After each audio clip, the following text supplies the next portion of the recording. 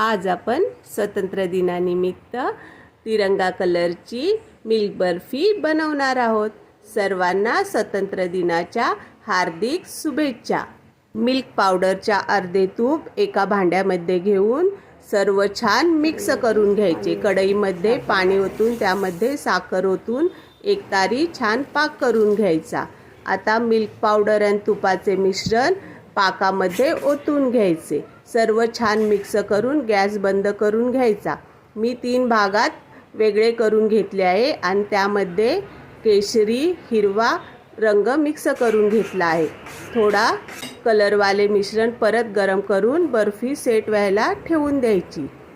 2 तासांनी थंड झाल्यावर बर्फी छान सेट झाली आहे। ती काढून घेऊन आपल्याला पाहिजे त्या आकाराची कापून घ्यायची। झटपट तयार होणारी मिल्क बर्फी। जय हिंद, जय भारत।